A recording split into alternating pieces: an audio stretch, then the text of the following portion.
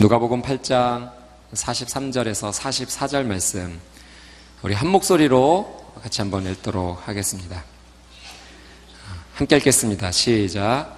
그 중에는 12년 동안 혈루병을 앓아온 여인이 있었는데 의사들에게 재산을 모두 썼지만 어느 누구도 그 여인의 병을 고쳐줄 수 없었습니다. 그 여인은 예수의 뒤로 비집고 다가가 그분의 옷자락에 손을 댔습니다. 그러자 즉시 출혈이 멈췄습니다. 우리 한 번 더 읽도록 하겠습니다. 시작. 그 중에는 12년 동안 혈루병을 앓아온 여인이 있었는데 의사들에게 재산을 모두 썼지만 어느 누구도 그 여인의 병을 고쳐줄 수 없었습니다. 그 여인은 예수의 뒤로 비집고 다가가 그분의 옷자락에 손을 댔습니다. 그러자 즉시 출혈이 멈췄습니다. 아멘. 힐링 터치라는 제목으로 함께 말씀을 나누도록 하겠습니다. 7월 한 달은 힐 더 월드, 세상을 치유하라 라는 주제로 함께 하나님 말씀을 나누고자 합니다. 저희 오늘교회 대학 청년본부가 이번 아웃리치 주제가 힐 더 월드입니다. 세상을 치유하라. 하나님께서 주신 이 거룩한 명령을 가지고 복음이 전해지지 않는 그 땅을 밟으며 하나님의 거룩한 말씀을 선포하기를 소망합니다. 요즘 시대 사람들이 힐링을 많이 이야기합니다. 힐링이 필요하다. 내 삶 가운데 힐링이 있어야 된다라는 이야기를 많이 합니다. 그만큼 치유와 회복을 정말로 원하는 시대가 된 것이 아닌가라는 생각을 해보게 되죠. 상처에 대해서 많이 이야기를 하는 겁니다. 내 삶 가운데, 내 인생 가운데 상처가 있다. 이것이 회복되어야 되고 극복되어야지만 나는 다시 일어설 수 있다라는 그 의지를 표현하는 것입니다. 여러분에게도 상처가 있으신지요? 예, 사람은 누구에게나 알게 모르게 상처가 다 있습니다. 저도 오늘 양재에서 이제 서빙고로 운전을 하고서 넘어오는데 남자들은 그런 본성이 있거든요. 이제 차를 운전할 때 앞에 누군가 이렇게 끼어드는 것을 정말 불편해합니다. 심리학적으로 이제 그것이 밝혀졌는데 남성들은 차를 운전할 때 그 차 앞에 공간까지를 자신의 영역으로 생각하는 경향이 있다는 거예요. 그러니까 누군가가 들어오는 것이 내 삶을 침범해 오는 것처럼 느껴진다는 거죠. 근데 때로는 이제 신호등을 주고 깜빡이를 켜고 들어가겠습니다라고 여유 있게 들어오면 정말 오픈된 마음으로 어서 오십시오 하고서 맞아들일 수 있는데 정말 급격하게 끼어들게 되면 정말 마음이 너무 쓰리고 아픕니다. 저 차가 나를 꼭 무시하는 것만 같고 그 끼어들므로 말미암아 내 삶 가운데 스크래치, 상처가 나는 그런 경험을 하게 되죠. 그래서 내가 상처받았다는 것을 표시하기 위해서 크락션을 누릅니다. 네, 예수 믿는 사람인지라 크게도 못 눌러요. 빵. 나 상처받았어. 표시하는 거죠. 간단한 이야기로 차선에 대해서 들어오는 자동차에 대해서도 우리가 얘기를 했지만 꼭 이것만이 아니라 삶 가운데서 많은 상처가 우리의 삶 가운데 들어옵니다. 그래서 우리의 삶 가운데 힐링이 필요한 거죠.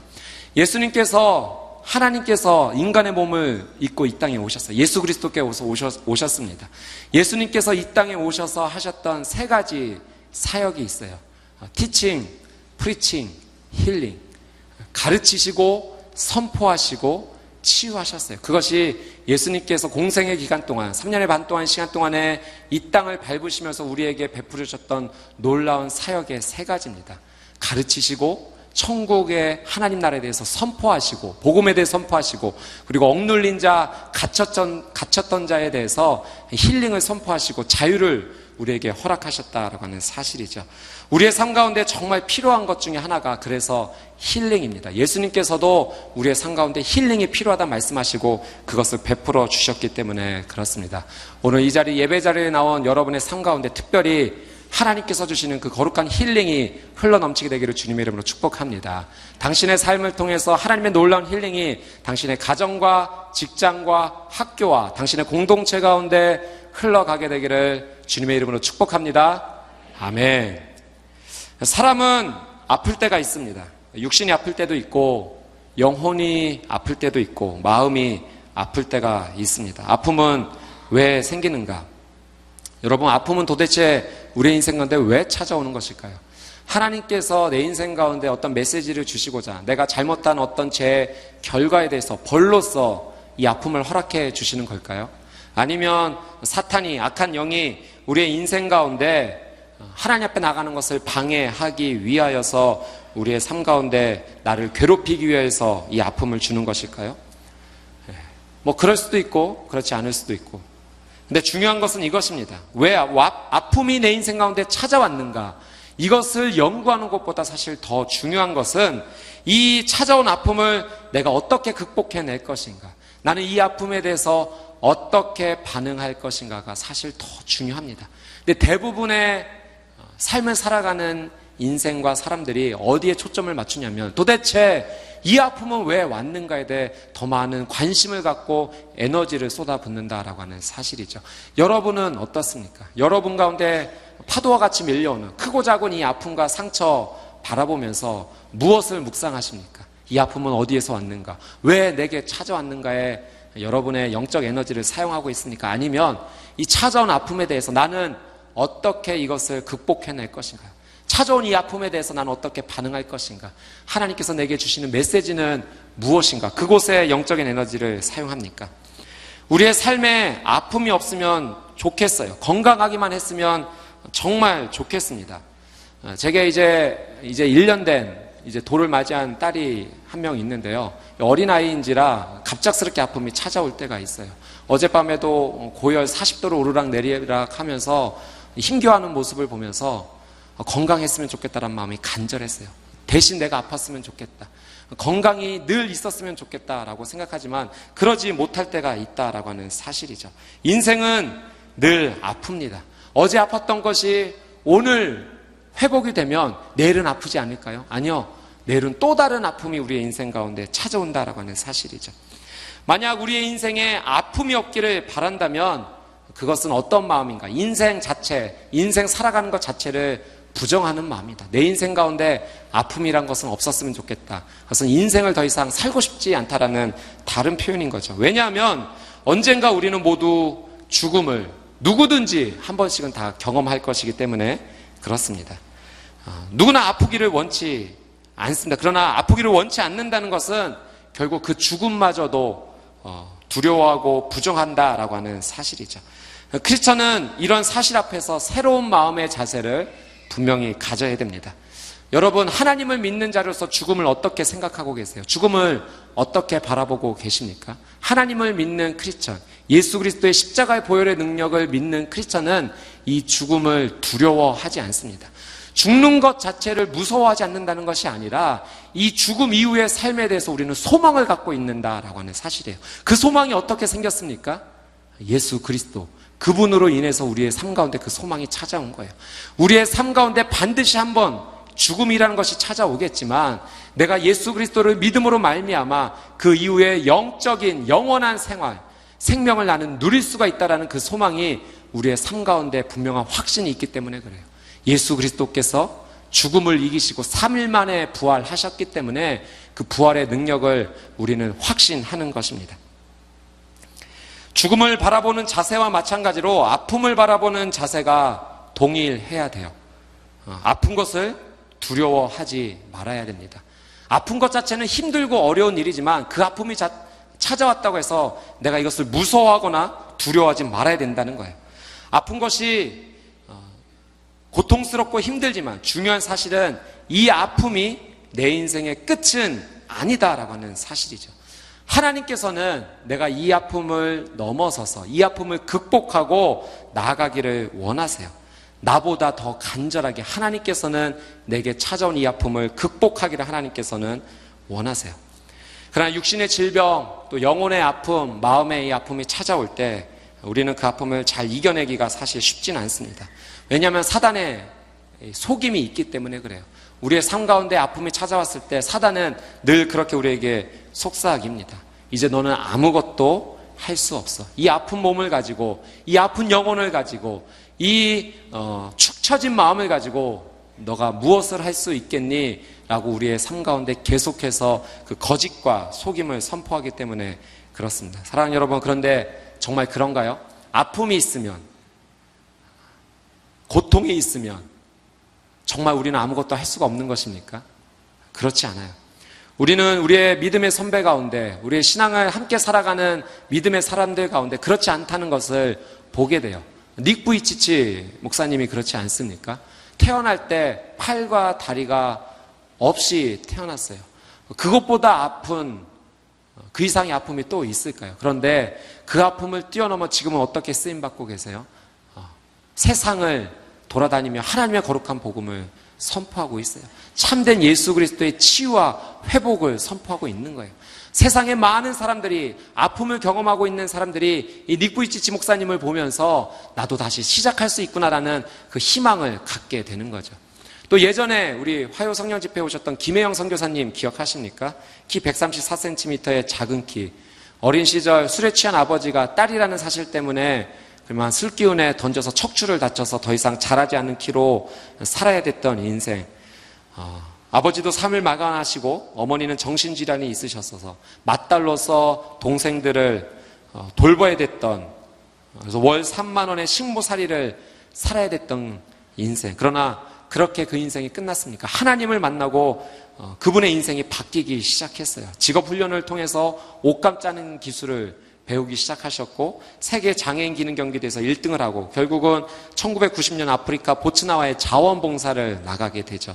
그리고 2003년 아프리카 생활을 마무리하고 2010년도 컬럼비아 대학교 국제사회복지대학원 석사학위까지 받고 지금은 국제사회복지사로 활동을 하고 있습니다. 아픔이 있어요. 완벽하게 치유되지 않는 아픔이 있어요. 그러나 정말 아무것도 할 수 없는 것입니까? 그렇지 않다는 거예요. 아픔이 우리의 인생 가운데 찾아올 수 있지만, 문제가 우리의 인생 가운데 발생할 수 있지만, 그러나 우리는 이 문제와 아픔을 뛰어넘어서 하나님의 새로운 일을 시작할 수 있다라고 하는 사실이에요. 사단의 이 속임과 거짓은 잘못되었다라고 하는 사실입니다. 아픔 자체에 초점을 맞출 것이 아니라 이 아픔을 통해서 내가 극복하고 하나님 앞에 나아갈 수 있는 삶의 방향은 무엇인가, 우리는 그곳에 마음을 쏟아 부어야 된다라고 하는 사실이죠. 하나님께서는 우리의 상처를, 아픔을 고치시기를 원하시는가? 예, 분명히 그러세요. 하나님은 내가 가진 이 아픔과 상처가 아픔으로 끝나기를 원치 않으세요. 하나님은 내가 가진 이 아픔을, 이 상처를 반드시 치유해 주시기를 원하십니다. 성경이 분명히 우리에게 그렇게 약속해 주고 있기 때문에 그렇습니다. 로마서 8장 26절 말씀인데요. 우리 이 말씀을 같이 한번 보도록 하겠습니다. 로마서 8장 26절 같이 한번 읽어보도록 하겠습니다. 시작. 성령께서도 우리의 연약함을 도와주십니다. 우리는 마땅히 무엇을 기도해야 할지 알지 못하지만 오직 성령께서 친히 말로 할 수 없는 탄식으로 우리를 위해 간구하십니다. 아멘. 이 말씀 가운데 중요한 부분이 성령께서도 우리의 연약함을 도와주신다. 성경이 분명히 우리에게 약속하고 있는 말씀이에요. 성령님께서 무엇을 행하시는가? 우리의 연약함을 도우신다는 거죠. 이 도와준다라는 이 원어의 의미가, 의학적인 의미가 포함되어 있습니다. 어떤 의미냐면 마치 의사 선생님이 환자를 회복시켜주기 위해 도와준다라고 하는 그 의미가 이 바로 성령님께서 우리의 연약함을 도와주신다라는 의미에 포함이 되어 있는 거죠. 마찬가지로 성령님께서 우리의 연약함을 고쳐주실 때 어떻게 고쳐주시기를 원하시는가? 마치 의사 선생님이 환자를 도와주듯이 그렇게 성령님께서 우리의 삶 가운데 찾아오셔서 도와주기를 원하신다는 거예요. 우리의 아픔을 온전히 치유하고 회복하기 위해서는, 그래서 우리가 무엇을 해야 되는가? 하나님의 손을 꼭 붙잡아야 돼요. 어떻게 붙잡아야 되는가? 마치 환자가 이 병을 치유받기 위해서 의사 선생님을 전적으로 신뢰하고, 제가 선생님을 온전히 신뢰합니다. 제 병을 고쳐주실 것을 저는 믿습니다. 그래서 선생님이 내 병을 고쳐주시기 위해서 저는 모든 것을 함께 돕겠습니다라고 전적으로 동의하고 함께 나아가는 것처럼 성령님께 우리의 삶을 그렇게 드려야 된다는 거예요. 나는 아무것도 하지 않고 가만히 있어서 성령님 저를 도와주십시오, 치료해 주십시오, 회복시켜 주십시오, 단순히 그렇게만 나가는 것이 아니라 성령님께서 나를 치유해 주신다는 사실을 분명히 믿고 성령님을 온전히 의지하면서 전적으로 그분을 믿고 맡기며 내 인생을 드려야 된다라고 하는 사실이죠. 그럴 때 치유가 빨리 진행이 되는 것입니다. 나를 온전히 내어놓지 못하고 오픈하지 못한 상황 속에서 당신이 할 수 있다면 한번 해보시오라고 하는 것은 그것은 빠른 치유가 일어나지 않는 방법입니다. 이 치유와 회복 가운데 내가 해야 될 일이 반드시 있다라고 하는 사실이에요. 나는 그냥 내 인생을 방치한 채 내버려 둔 채 하나님 할 수만 있다면 한번 해보시지요 라고 하는 것은 하나님 앞에 나가는 우리의 올바른 자세와 태도가 아니다라고 하는 사실입니다.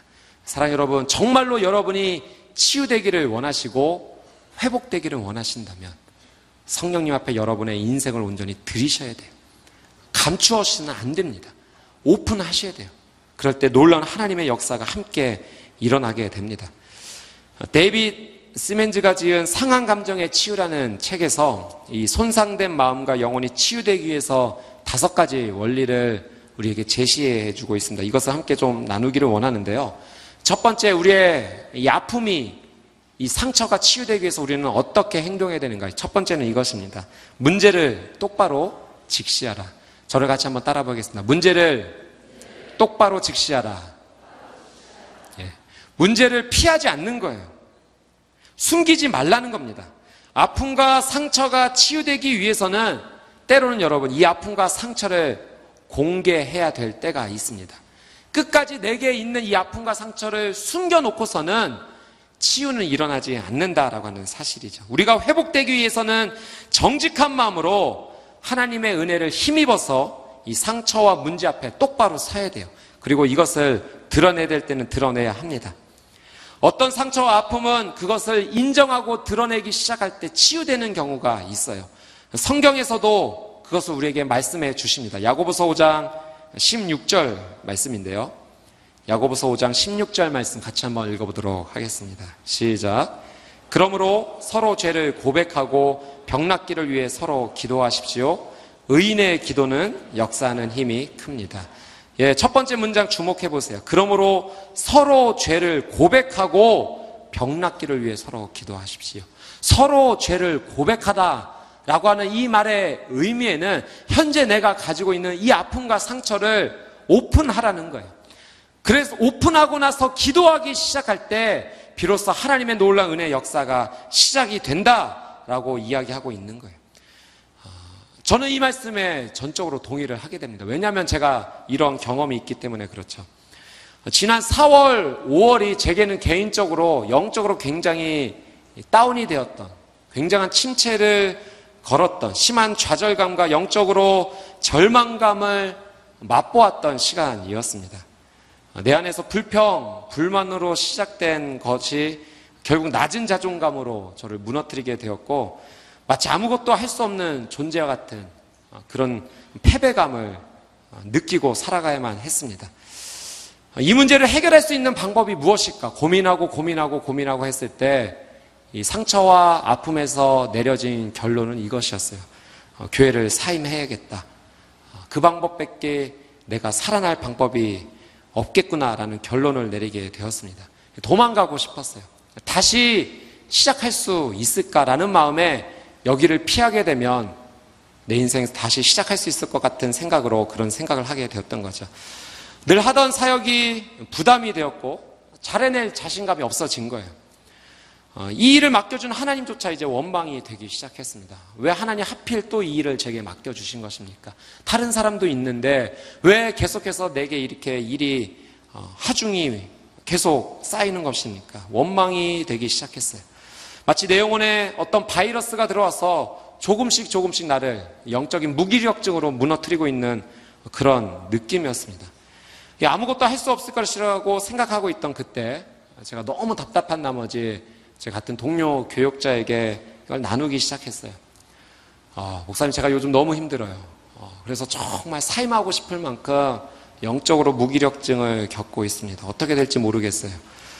그렇게 나눔을 조금 하기 시작했을 때 그 동료 교역자 목사님께서 제게 그런 권면을 해 주셨어요. 목사님 정말 힘드시군요. 저도 그런 경험이 있는데 요즘 느끼는 것 가운데 하나가 하나님과의 친밀감을 회복하는 것이 정말 중요하다고 생각이 들어요. 그래서 기도의 생활에 대해서 제가 요즘 관심을 갖고 있습니다라고 해서 나눠주면서 저에게도 다시 한번 그 하나님의 친밀감 앞으로 나아가는 것이 어떤가 권면을 해 주었던 거죠. 사실 그때 그 권면이 크게 감동이 되거나 그렇지는 않았습니다. 기분 좋은 겉면도 특별히 아니었어요. 그냥 알고 있었던 사실, 진리. 기도해야지. 당연히 기도해야 되지. 뭐 이제까지 내가 기도하지 않았나? 뭐 이런 생각들 시큰둥했습니다. 근데 그때 마침 이제 큐티 본문 말씀이 시편 140편에서 150편 말씀, 하나님을 찬양하라는 그 말씀 가운데 하나님께서 내게 주셨던 말씀은 또다시 기도의 삶이었어요. 부르짖으며 기도하며 나아가라 라고 주신 말씀이었어요. 동료 교육자 목사님을 통해 주셨던 권면, 또 말씀을 통해서 주셨던 하나님의 권면이 있어서 그냥 의심 반, 또 하나님을 신뢰하는 마음 반, 한번 해보지라는 마음으로 그날 아침부터 다른 방법으로 기도하기 시작했어요. 정말 하나님을 향해 부르짖기 시작했습니다. 하나님, 내 인생이 너무나 힘들고 어렵기 때문에 어떻게 해야 될지 모르겠어요. 그렇게 일주일 내내 하나님 앞에 부르짖으며 기도하기 시작했을 때 제 인생 가운데 반전의 시간이 시작이 되었어요. 그것이 6월 달부터 시작이 되었고 이제 오늘 7월 달을 맞이하게 되었습니다. 그간에 있었던 많은 일들을 여러분에게 일일이 하나 다 설명할 수는 없지만 분명한 사실 한 가지는 제가 회복이 되었다라고 하는 사실이에요. 상황은 변했는가? 변하지 않았어요. 일은 줄어들었는가? 줄어들지 않았어요. 똑같은 상황, 똑같은 더 많은 일이 주어지는 상황 속에서 이상하게도 제 영혼이, 제 마음이, 제 인생이 바뀌게 되었어요. 똑같은 문제 앞에서 그래, 이것은 하나님께서 내게 주시는 놀라운 메시지가 있을 거야. 다시 한번 생각하게 되고 도전하는 마음이 있게 되고 더욱더 하나님의 은혜 앞에 나가게 되는 그런 마음이 제 인생 가운데 시작이 되게 되었습니다. 사랑 여러분, 어떻게 이 회복이 시작되었는가? 믿고 싶지 않았지만 나누기 시작할 때 시작이 되었어요. 내가 이렇게 아파요. 내게 이런 치유와 회복이 필요해요. 정말 치유와 회복을 필요해서 나눈 것도 아니고 정말 영혼의 밑바닥까지 내려간 상황 속에서 어떻게 할 수 없는 한탄의 한숨소리와 함께 나온 것뿐이었습니다. 그런데 그 나눔을 통해서 내가 힘들고 어렵다라는 것을 나누기 시작하면서 치유와 회복이 시작이 되었던 것입니다. 오늘 본문 말씀에 12년 동안 혈루증으로 고통한 이 여인도 마찬가지 아니겠습니까? 결국은 그녀가 치유되고 회복될 수 있었던 것은 그녀가 이 아픔을 가지고 예수님 앞에 나아갔기 때문에 그래요. 만약 이 아픔을 그냥 혼자만 가지고 있었다면 평생 치유되고 회복될 수 있었을까? 확신할 수 없습니다. 어려울 수도 있었을 거예요. 그러나 그녀가 치유될 수 있었던 것은 이것을 예수님 앞에 가지고 나아갈 수 있었던 그 용기가 있었기 때문에 가능한 거예요. 그 당시 구약의 율법으로는 이 혈루증, 몸 밖으로 피가 유출되는 병, 이것은 부정한 병이었어요. 몸 밖으로 피가 유출이 되는 이 질병은 그런 병을 가진 사람이 앉았던 자리도 부정하다라고 여겨졌고 그 사람이 만지는 모든 것이 부정하다고 여겨졌습니다. 만약 다른 사람과 터치가 일어난다면 그 사람도 부정한 사람이 된 거예요. 그래서 하루 종일 부정한 자의 삶을 살아야 됐던 거죠. 정결한 삶으로 하나님 앞에 깨끗이 씻고 나와야지 회복이 될 수가 있었던 것입니다. 여러분 생각해 보십시오. 이렇게 부정한 자로 취급을 받는 12년의 생활, 누구를 만날 수 있었겠습니까? 인간관계가 다 깨진 거예요. 가족 간의 관계도 다 깨졌는지도 모르겠습니다. 아무도 만나주지 못하고 그렇게 늘 부정한 자로 낙인을 찍혀 살아가야 되는 그녀의 인생 가운데 어떤 소망이 있었겠습니까? 그런데 그녀의 치유의 회복이 무엇으로 시작되었는가? 용기 있게 예수님 앞에 나아갔을 때, 그 아픔을 숨기지 않고 가지고 나아갔을 때 그때서야 비로소 치유와 회복이 시작되었다라고 하는 사실이죠.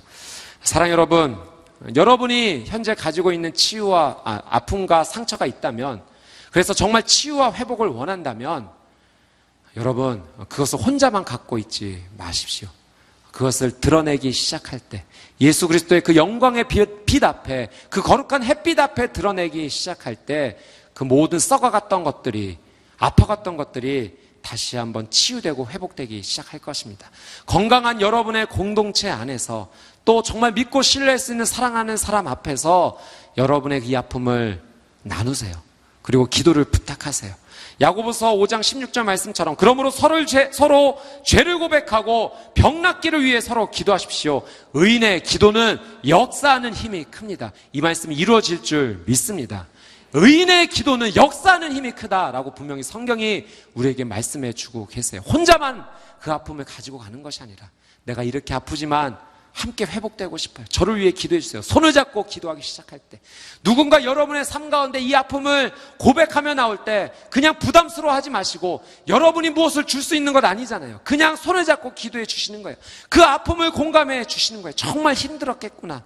내가 할 수 있는 것은 없지만 당신을 위해 기도할게요. 함께 울어주고 손을 잡고 기도하기 시작할 때 그 치유와 회복은 시작이 되는 것입니다. 이번 7월 한 달, 의인의 역사는 강구하는 힘이 크다라는 이 말씀이 살아 움직여 여러분의 삶 가운데 있게 되기를 주님의 이름으로 축복합니다. 아멘. 두 번째, 치유와 회복을 위해서 우리가 취해야 될 두 번째 행동은 이것입니다. 모든 상처 앞에서 나에게도 책임이 있다는 것을 인정하라는 거예요. 여러분, 저를 따라서 한번 고백해 봅시다. 나에게도 책임이 있다. 다시 한번, 나에게도 책임이 있다. 내 실수로 인해 상처가 생기는 경우도 있지만 그렇지 않은 경우에도 아픔이 생기는 경우가 있죠. 다른 사람의 실수로, 다른 사람이 나에게 아픔을 주었기 때문에 고통이 생기는 경우가 있습니다. 그러면 우리는 이렇게 얘기해요. 그 사람이 나에게 상처를 줬어요. 저 사람 때문에 내가 지금 아프고 있는 것입니다 라고 우리는 얘기를 할 수 있어요. 그러나 그렇게 얘기하면서 나에게 드는 마음은 어떤 마음인가? 상대방을 원망하는 마음이에요. 미워하는 마음이에요. 그리고 도피하고 도망가고 싶은 마음이 가득하기 때문에 저 사람이 나에게 상처를 주고 싶다, 상처를 주었다라고 선포하고 이야기하는 거죠. 그러나 여러분, 인생이라는 것이 그렇게 심플하고 간단한 것만은 아닙니다. 누가 누구에게 상처를 주었기 때문에 그것으로 원인과 결과가 딱 나누어지는 것은 아니죠. 마치 인생은 2차, 3차 계속해서 일어나는 복합적인 요소입니다. 그 사람으로 인해 상처가 시작될 수도 있지만 또 그 뒤에 일어나는 또 다른 아픔과 상처는 나로 인해서도 시작될 수 있다라고 하는 사실이죠. 마치 인생은 배틀로 짜여지는 복잡한 무늬가 그려지는 융단과도 같은 거예요. 날줄과 시줄이 엉켜 있어서 서로 왔다 갔다 하면서 그 인생의 문제 앞에서 내가 어떻게 반응하는가에 따라서 인생의 그림이 달라지게 되는 거죠. 때로는 유전적인 요소, 때로는 환경적인 요소, 어렸을 때의 경험, 부모님으로부터 받은 영향, 선생님으로부터 받은 영향, 친구로부터 받은 영향, 여러 가지 인생의 모든 장애물들이 복합적으로 얽혀져서 내 인생의 그림이 그려져 나가는 것입니다. 문제 어려움이 생겼을 때 그 어려움이 저 사람에게만 있다라고 단정을 지을 수는 없는 거예요. 어떻게 보면 그 문제의 아픔은 또 다른 나에게도 책임이 있다는 것을 발견하게 됩니다. 만약 끝까지 다른 사람에게만 원인을 돌린다면, 그래서 이 원망하는 마음, 미워하는 마음을 내가 내려놓을 수 없게 된다면 우리의 마음, 우리의 영혼, 우리의 삶은 쉽게 치유되지 못한다라고 하는 사실입니다. 사랑하는 여러분, 힘들고 어렵겠지만 내가 가지고 있는 이 상처와 아픔, 나에게도 어느 정도 책임은 있다라고 인정하십시오. 그렇게 인정하기 시작할 때 하나님 앞에 나갈 수가 있는 거예요. 상대방에 대한 원망과 미움의 마음을 내려놓을 수 있는 거예요. 어쩌면 그가 준 상처보다도 내가 더 깊은 상처의 골을 만들고서 더 어렵게 살아가고 있는지도 몰라요. 그 미움과 그 원망의 마음을 빨리 내려놓는 것이 내 인생의 치유와 회복의 지름길인 것입니다. 세 번째, 치유와 회복을 위해서는 어떻게 해야 되는가? 이렇게 권면하고 있어요. 나에게 회복을 원하는지 정말 자신에게 물어보라. 정말 내가 회복되기를 원하는가? 물어보라는 거예요. 저를 따라서 한번 고백해 볼까요? 내가 정말 회복되기를 원하는가? 여러분 정말 회복되기를 원하십니까? 그런데 많은 사람들이 이 질문에 정직하게 대답하지 못하는 경우가 있다는 거예요. 요한복음 5장 5절에서 6절, 요한복음 5장 5절, 6절, 7절 우리 같이 한번 읽어보도록 하겠습니다. 시작. 거기에 38년 동안 병을 앓고 있는 사람이 있었습니다. 예수께서 그가 거기 누워있는 것을 보시고 또 그가 이미 오랫동안 알아온 것을 아시고 물으셨습니다. 내 병이 낫기를 원하느냐? 환자가 대답했습니다. 선생님, 물이 움직일 때 못에 들어가도록 나를 도와주는 사람이 없습니다. 내가 가는 동안 다른 사람들이 나보다 먼저 물속에 들어갑니다. 베데스다 연못가에 수많은 사람들, 질병을 가진 사람들이 모여들었어요. 때로 이 물이 동할 때 움직일 때가 있는데 천사가 그것을 움직인다라고 믿었죠. 그래서 제일 먼저 들어간 사람들은 그 병이 치유되는 기적이 일어나곤 했습니다. 그런데 이 연못가에 누가 있었는가? 38년 된 병자. 38년이라는 시간 동안 아픔의 시간을 겪은 이 사람이 여기에 누워 있었던 거예요. 이 38년 된 병자에게 예수님께서 물으셨어요. 정말 너의 병이 낫기를 원하느냐? 여러분, 너무 쉬운 질문 아닙니까? 병이 낫기를 원하느냐고요? 당연하죠. 병이 낫기를 원하는 거예요. 그런데 이 병을 가진 38년 된 병자가 그렇게 대답을 못해요. 예, 병이 낫기를 원합니다라고 이야기하는 것이 아니라 뭐라고 얘기하냐면, 선생님, 물이 움직일 때 못에 들어가도록 나를 도와주는 사람이 없어요. 내가 병 낫기를 원하는데 그 원인을 다른 사람에게 두고 있는 거예요. 정말 자신에게 병이 낫기를 원하느냐라고 물어보는데도 똑바로 그 대답을 하지 못하고 자신의 이 아픈 병의 원인을 다른 사람에게 두고 있는 거예요. 다른 사람이 도와주지 않기 때문에 내가 병이 낫지 않고 있습니다. 어떻게 해야 됩니까? 가만히 보면 어떤 사람은 이 상처와 어려움으로부터 정말 회복되기를 원하는가 알 수 없을 때가 있어요. 그냥 문제를 갖고 지내기를 원하는 것 같아요. 그래서 이 문제를 갖고 있음으로 말미암아 계속해서 사람들의 동정을 받고 관심을 받는 것으로만 지내기를 원합니다. 문제를 유지함으로 그냥 절름발이 생활을 그냥 하려고 해요. 이 문제를 지팡이 삼아서 내가 건강해져서 똑바로 걷는 것을 원하는 것이 아니라 그냥 이 문제와 함께 나는 절름발이로 살아가겠습니다 라고 생각하는 경우가 있다는 거죠. 정말 병이 낫기를 원하는가? 이 질문에 정확하게 대답할 수 있을 때 우리는 치유받을 수 있는 거예요. 예수님이 38년 된 병자에게 물어보셨어요. 병이 낫기를 원하는가? 그런데도 이 병이 낫기를 온전히 대답하지 못하면서 다른 사람에게 문제를 전가시키는 모습, 바로 그 모습이 어쩌면 나의 모습이다라고 하는 사실이죠. 내 어려움의 회복은 나로부터 시작이 돼야 돼요. 다른 사람에게 원인을 두기 시작하면 그 치유는 일어나지가 않습니다. 물이 움직일 때 다른 사람이 도와주지 않습니다라가 백문날 외치기만 한다고 해서 병이 낫는 것이 아닌 것이죠. 예수님, 제가 정말 낫기를 소망합니다라고 예수님 앞에 내 모든 문제의 원인을 내어놓고 이 부분입니다. 이 부분이 회복되기를 원합니다라고 우리는 분명하게 이야기할 수 있어야 돼요. 그 문제를 직시할 용기를 가져야 되는 것입니다. 사랑 여러분, 여러분을 축복합니다. 여러분의 상처와 아픔이 있다면 이제 더 이상 다른 사람에게 원인을 두지 말고 정말로 그 문제를 똑바로 직시하며 용기를 가지고 나아가 내가 이 아픔으로부터 치유되기를 원한다고 하나님 앞에 정직하게 고백하는 여러분의 삶이 되시기를 주님의 이름으로 축복합니다. 네 번째, 나는 이 치유와 회복을 위해서 무엇을 해야 되는가? 바로 이것입니다. 문제와 관련되어 있는 모든 사람을 용서해야 된다는 거예요. 저를 따라서 고백해 봅시다. 용서하자. 용서하자. 용서하기 시작할 때 나에게 치유와 회복이 시작된다는 거죠. 내가 가진 문제에 대해 책임을 지겠습니다 라는 이 마음의 자세, 그리고 내가 다른 사람을 용서하겠습니다 라고 하는 이 말의 표현은요, 동전의 양면과도 같아요.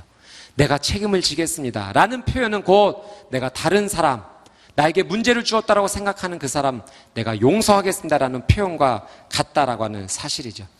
왜 사람들이 다른 사람을 용서하지 못하는가? 가장 큰 이유는 그 사람을 용서해버리면 더 이상 죄의 문제, 아픔의 문제, 어려움의 문제를 다른 사람에게 두지 못하기 때문에 그래요. 그 사람을 용서해버리면 문제에 대한 책임을 전가할 대상이 없어지기 때문에 쉽게 용서하지 못하는 거예요. 사랑 여러분, 그래서 내가 정말 치유되고 회복되기를 원한다면 나에게 아픔을 준 사람도 같이 품을 수 있어야 돼요. 그게 정말 쉽지는 않죠. 그러나 하나님 앞에 이것까지도 할 수 있게끔 해달라고 기도하셔야 됩니다. 왜냐하면 예수님께서 나를 그렇게 먼저 사랑해 주시고 용서해 주셨기 때문에 그래요. 내가 용서받을 만한 행동을 해서 예수님이 나를 용서해 주시고 사랑해 주신 것이 아니죠.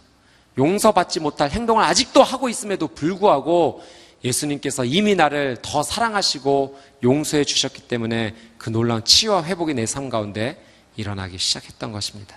예수님의 그 놀라운 은혜와 사랑을 우리가 맛본 자로서 우리도 그렇게 해야 돼요.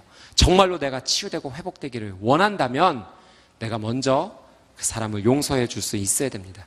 그래서 여러분 기도하실 때 정말로 내 입술에 올려놓기 힘든 사람일지라도 그 이름을 올리고 축복해 보세요. 그리고 내가 받고 싶은 축복을 그를 위해서 선포하며 믿음으로 한번 기도해 보십시오. 하나님, 정말 이 사람의 인생 가운데 내가 받고 싶었던 이 축복 그대로 임하게 되기를 소망합니다. 잘 되기를 원합니다.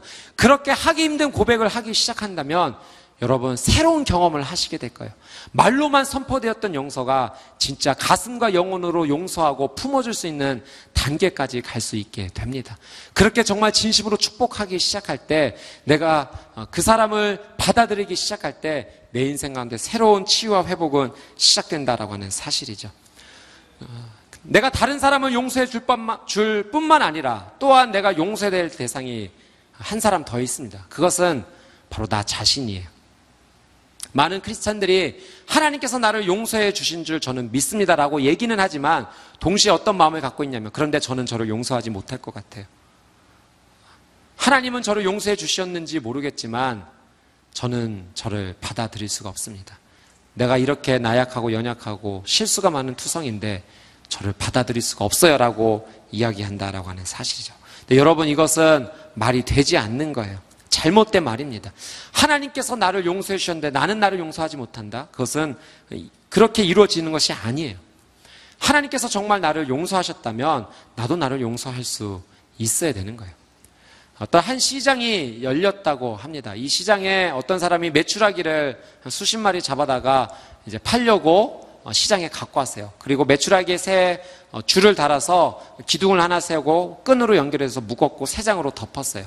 이 새들이 날아오르려 하다가 곧 날아오르지 못하는 것을 이제 본인이 깨닫고 계속 주변을 이제 걸어 다니기 시작했죠. 한 사람이 이 새들이 불쌍하게 있는 것을 보고 이 새들을 놓아주고 싶은 마음에 내가 이 새들의 값을 다 지불하겠습니다 라고 지불을 다 하고 나서 얘기해서 이 새들을 다 풀어주십시오. 그래서 줄을 다 끊어놨는데 어떤 일이 벌어졌냐 하면 이 새들이 날아가야 되는데 날아가지를 못하는 거예요.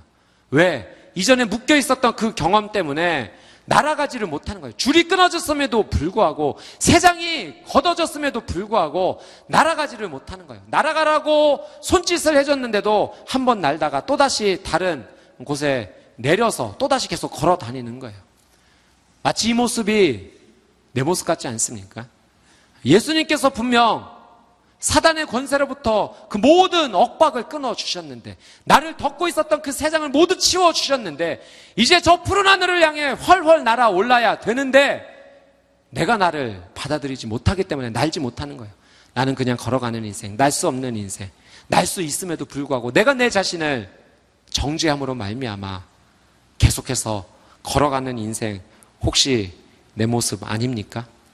사랑 여러분, 하나님께서 나를 용서하셨어요. 그것이 어떤 죄든지 나를 용서하셨어요. 이제 그렇다면 나도 나를 용서하고 받아들여야 합니다. 그때서야 진짜 하나님의 놀라운 치유와 회복이 시작이 되는 것입니다. 오늘 예수 그리스도의 그 거룩한 사랑으로 나를 용납하고 받아들이고 또한 타인의 삶도 받아들이고 용납할 수 있는 여러분의 거룩한 삶이 되시기를 주님의 이름으로 축복합니다. 다섯 번째, 마지막으로 치유와 회복을 위해 나는 어떤 행동을 취해야 되는가? 아픔과 상처를 보면서 어떻게 기도해야 될지 성령님께 구해야 됩니다. 저를 따라서 고백해 봅시다. 성령님께 구하자. 다시 한번 성령님께 구하자. 좀 전에 읽었던 로마서 8장 26절 말씀 우리 한 번 더 같이 한번 보도록 하겠습니다. 로마서 8장 26절 말씀 제가 한번 읽어드릴게요. 성령께서도 우리의 연약함을 도와주십니다. 우리는 마땅히 무엇을 기도해야 할지 알지 못하지만 오직 성령께서 친히 말로 할 수 없는 탄식으로 우리를 위해 간구하십니다. 아멘. 같이 한번 읽어보도록 하겠습니다. 시작. 성령께서도 우리의 연약함을 도와주십니다. 우리는 마땅히 무엇을 기도해야 할지 알지 못하지만 오직 성령께서 친히 말로 할 수 없는 탄식으로 우리를 위해 간구하십니다. 아멘. 사도 바울이 이렇게 이야기하고 있어요. 사도 바울은 우리의 연약함을 분명히 알았어요. 그래서 우리가 어떤 인생인가, 우리의 연약함이 무엇인지조차 잘 모르는 인생이라는 거예요. 내가 무엇 때문에 아프지, 무엇 때문에 이렇게 괴로워하고 있지, 그 연약함조차 잘 모르는 경우가 많기 때문에 성령님께서 우리를 위해, 우리 그 연약함을 위해 기도해 주시고 중보해 주시기 때문에 성령님께 구해야 된다, 그렇게 권면하고 있습니다. 나보다 나를 더 잘 아시는 분이 성령님이세요. 그래서 내가 어떤 문제에 있는지 분명히 인식할 수 있도록 도와주시는 분이 성령님이세요. 내가 어떻게 회복해야 될지 아시는 분이 성령님이세요. 그래서 내가 정말 치유되고 회복되기를 원한다면 성령님, 제가 어떻게 치유되고 회복돼야 됩니까? 구해야 된다라고 하는 사실이죠. 어떻게 기도해야 될지 아는 것은 정말 중요합니다. 야고보서 4장 3절 말씀 같이 한번 볼까요? 야고보서 4장 3절 같이 한번 읽어보겠습니다. 시작. 그런데 구해도 얻지 못하는 것은 여러분이 정욕에 쓰려고 잘못된 동기로 구하기 때문입니다. 야고보서에서는 기도가 응답되지 않는 경우가 있는데 어떤 경우인가? 구해도 얻지 못하는 것은 여러분이 정욕에 쓰려고 잘못된 동기로 구하기 때문에, 잘못 구하면 응답이 되지 않는다는 거예요. 정확히 알고 기도해야지만 그럴 때 비로소 하나님의 놀라운 응답이 우리의 삶 가운데 일어난다라고 하는 사실입니다. 아픔과 상처 앞에서 하나님이 내게 원하시는 것이 정말 무엇인가, 내가 어떻게 회복되기를 하나님은 원하시는가, 그래서 우리는 물어봐야 돼요. 예전에 미국의 자동차왕 헨리 포드에 관한 이야기가 있습니다. 이 포드 옆에는 스타인 매치라는 사람이 있었는데요. 이 사람은 전기에 관해서는 굉장히 천재적인 사람이었다고 해서 포드가 자동차 공장을 세웠을 때 이 스타인매치라는 사람이 와서 그 공장 안에 발전기를 세워주게 되었죠. 하루는 이 공장에 발전기가 고장이 나서 공장의 가동이 중지가 되었습니다. 일반 이제 전기공, 수리공 등을 모두 불러서 고쳐보려고 했지만 이 발전기가 돌아가지 못했어요. 고치지 못했어요. 그래서 계속해서 큰 손해를 봐야 됐던 상황 가운데 결국 이 포드가 스타인매치를 불렀습니다. 그러니까 스타인매치가 한 몇 시간 이렇게 둘러보더니 그냥 규모 없이 일하는 것처럼 보이는데 결국 그가 스위치를 돌리니까 다시 그 큰 공장이 돌아가기 시작했던 거예요. 정말 천재였던 거죠. 며칠 후에 이 스타인매치가 포드에게 청구서를 보내게 되었습니다. 내가 이렇게 수고했으니 정당한 대가를 달라. 근데 당시로서는 굉장히 큰 돈인 $10,000 청구가 되었습니다. 이제 포드가 부자였지만 너무 큰 돈이 아닌가 생각해서 다시 그 청구서를 반환하면서 메모를 써서 보냈다고 합니다. 이복에 그냥 모터 몇 번 두들기만 한 것뿐인데 너무 청구하는 이 액수가 큰 거 아닌가라고 보낸 거죠. 다시 그 청구서가 왔고 이렇게 써 있었다고 합니다. 모터에서 두들기며 일한 거 $10, 어디를 두들겨야 할지를 알아낸 것 $9,990, 합계 $10,000. 예, 결국 헨리 포드가 그대로 지불을 한 거죠. 사랑하는 여러분, 우리는 무엇을 구해야 될지 잘 모를 때가 있어요. 그런데 성령님은 아세요. 성령님은 내 인생 가운데 무엇을 두드려야 될지 정확히 아시는 분이세요. 나 혼자 고민하고 더 이상 움직이지 않아, 더 이상 가동되지 않아, 혼자 포기하고 넘어질 것이 아니라 성령님, 어디를 두드려야 되는 겁니까? 어디를 내가 만져야 되는 겁니까? 어디에서부터 다시 시작해야 되는 겁니까? 물어봐야 돼요. 성령님께 구하면 성령님께서 우리의 인생 가운데 알려주신다라고 하는 사실이죠. 여러분, 하나님 앞에 기도하는 것을 포기하지 마십시오. 기도도 제대로 나오지 않는 상황 속에서도, 정말 한숨밖에 나오지 않는 상황 속에서도 성령님은 여러분을 위해 기도하고 계세요. 그 성령님을 바라보십시오. 성령님, 정말 아무것도 기도할 수 없는 상황, 눈물만 날 수밖에 없는 이 상황, 그래도 저를 위해 기도하시는 성령님을 제가 의지해서 주님께 구합니다. 주님, 제가 어디서부터 시작해야 됩니까? 제게 알려주십시오. 깨닫게 해주십시오. 그때 하나님의 놀라운 은혜 역사가 시작이 되는 거예요. 12년 동안 혈루병을 앓았던 이 여인이 고침을 받을 수 있었던 분명한 진리 가운데 하나는 예수님께 나아갔다는 거예요. 다른 무엇이 필요하겠습니까? 내 병을 치료해 주실 그 주인에게 찾아간 겁니다. 내 인생을 계획하시고 설계하시고 만들어주신 그분 앞에 나간 거예요. 그분이 내 삶을 만져주기 시작하면 내가 치유될 수 있기 때문에, 사랑 여러분, 그것만이 우리가 살 수 있는 길입니다. 사람은 모두 다 연약해요. 아픔을 가지고 있어요. 얼마 전에 사도행전 큐티 말씀 묵상하면서 빌립이 전도했던 이디오피아의 한 내시를 묵상하게 되었습니다. 여러분도 기억하시는지요? 이디오피아의 한 내시. 이디오피아의 여왕의 재정을 맡았던 그의 인생. 그는 어떤 사람이었는가? 하나님을 경외하는 사람이었어요. 그래서 예루살렘에 예배를 드리러 갔다가 예배를 드리고 와서 돌아가는 길에 이사야 말씀을 읽고 있었습니다. 그의 삶 가운데 하나님께서 빌립 지사님, 복음 전도자를 보내주시게 되죠. 근데 사랑 여러분, 이 이디오피아의 내시의 삶을 가만히 살펴보면 그렇게 예배할 수 있는 인생이 아니에요. 신명기 23장 1절 말씀에 보면 이런 말씀이 있어요. 남근을 상하게 하거나 베어 거세된 자는 아무도 여호와의 총회에 들어올 수 없다. 그는 내시였어요. 고자된 자였습니다. 그는 어떤 취급을 받았는가, 어떤 인생이었는가, 여호와의 총회에 들어올 수 없는 자였어요. 여호와의 총회에 들어올 수 없다는 것은 공식적으로 하나님 앞에 예배의 자리로 나아갈 수 없다는 뜻이에요. 근데 그럼에도 불구하고 그가 어떤 것을 선택했는가? 예루살렘을 향하여 예배하는 그 삶을 선택했던 거예요. 그가 몰랐을까요? 알았어요. 그러나 그는 하나님 앞에 예배하는 것을 포기하지 않았습니다. 그리고 하나님의 말씀이 있는 것을 포기하지 않았어요. 그의 인생이 하나님 앞에 외쳤던 거예요. 사랑하는 주님, 내가 하나님의 총회에 들어갈 수 없는 신분이지만 그러나 나는 하나님 예배하는 것을 포기하지 않습니다. 내가 주 앞에 목마릅니다. 내가 주를 갈망합니다. 그렇게 갈망하고 목말라는 인생 가운데 하나님께서 빌립 집사님을 보내주신 거예요. 성령님께서 빌립 집사님의 인생 가운데 환상을 통해 말씀해 주시면서 광야로 내려가다. 그곳에서 네가 한 사람을 만나게 될 것이다. 만나고 나서 그에게 복음을 전하고 새로운 하나님의 놀라운 구원의 역사를, 진리를 선포하고 내려가는 길에 바로 물이 있는 곳에서 세례를 베풀게 되었습니다. 사랑 여러분, 아픔이 있었지만 예배하기를 포기하지 않았던 이디오피아의 이름도 없었던 한 내시의 삶 가운데 새로운 치유와 회복이 시작이 된 거죠. 오늘 말씀에 나온 12년 동안 혈루증으로 고통받던 이 여인, 쉽게 사람들 앞에 나갈 수 없는 상황임은 이미 제가 여러분에게 설명을 드렸습니다. 아마도 얼굴을 가리고 땅을 바라보며 걸어갔을 거예요. 왜냐하면 그 여인의 모습이 드러나게 되면 사람들이 모두 피했을 것입니다.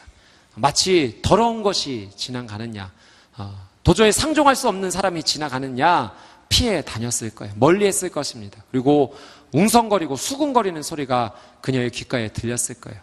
온몸을 가리고 자기가 이 병을 지니고 있는 것을 드러낼 수 없는 상황이었기 때문에 그녀는 모든 것을 가리고 예수님 앞에 나아갔어요. 예수님 앞에 나가서 예수님의 옷자락을 터치하는 것도 사실은 힘든 용기의 모습입니다. 왜냐하면 그가 만진 모든 것이 부정해지기 때문에 그렇죠. 그러나 그는 정말 예수님을 통해 회복되기를 소망했고 예수님께 나아가서 터치했습니다. 예수님이 그것을 아셨어요. 누가 나를 만졌느냐?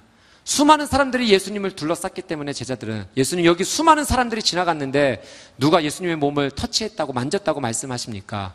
누군가 만졌겠지. 아니다. 내 몸에서 능력이 나갔다. 그때서 예수님의 말씀을 듣고 이 여인이 두려운 마음으로 예수님 앞에 엎드리죠. 자신이 했던 잘못 있다라고 생각했기 때문에 그렇습니다. 부정한 자의 손으로 예수님을 만져서 예수님도 부정하게 만들었다고 겁을 먹었기 때문에 그래요. 그러나 예수님 그녀를 나무라지 않았어요. 따라 내 믿음이 너를 구원했다 선포해 주시고 그녀의 영혼까지도 회복시켜 주시는 놀라운 은혜를 선포하시게 됩니다. 사랑 여러분, 저는 이 여인이 아픔이 있었음에도 불구하고 온몸을 가리고 나서 예수님을 만지고자 나가 예수님을 터치했던 이 모습이 바로 예배의 모습이라 저는 확신합니다. 이디오피아 내시의 모습이라 저는 확신합니다. 예배할 수 없는 상황이지만 그러나 하나님을 만나는 것을 포기하지 않고 끝까지 나가 주님 앞에 나갔던 것, 그래서 하나님을 만지고 터치했던 그의 인생 가운데 새로운 인생이 펼쳐졌던 것입니다. 사랑 여러분, 이 7월 한 달 여러분의 인생 가운데 이제 펼쳐져 있습니다. 여러분, 어떻게 이 한 달을 보내실 것입니까? 또한 여러분에게 주어진 인생을 이제 어떻게 시작할 것입니까? 우리가 하나님 앞에 나가야 될 거예요. 다른 것에서 치유와 회복을 경험할 수 없습니다. 예배하기를 포기하지 마십시오. 나갈 수 없는 상황, 정말 힘들고 어려운 상황, 한 발자국도 움직일 수 없는 상황, 한마디도 기도할 수 없는 상황. 그러나 그 마음마저도 하나님 앞에 내어놓고 주 앞에 나가기 시작할 때, 그 예배 자리로 나가기 시작할 때 하나님의 놀라운 힐링의 터치는 시작되게 될 것입니다. 온전히 예수 그리스도만을 바라보며 예배하며 나갈 때, 그 거룩한 이름을 선포하며 나갈 때 우리의 인생 가운데는 새로운 은혜가 시작될 거예요. 상황은 변하지 않을 것입니다. 문제는 여전히 있을지도 몰라요. 그러나 내 영혼은 바뀌어졌을 것입니다. 내 마음은 변화되었을 것입니다. 이 7월 한 달 예배함으로 예수님 앞에 나가 용기 있게 나가 예수님을 터치하는 여러분의 거룩한 삶이 되시기를 주님의 이름으로 축복합니다. 우리 이 시간 같이 한번 기도하며 나갈 때 우리 가슴에 두 손을 모으고 같이 먼저 한번 기도하며 나갑시다.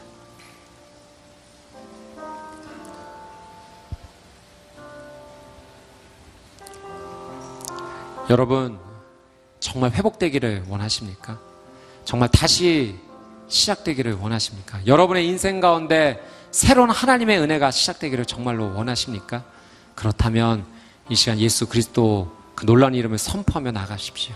그리고 십자가 앞에 나가십시오. 그분만이 여러분의 인생을 회복시켜 주실 수 있어요.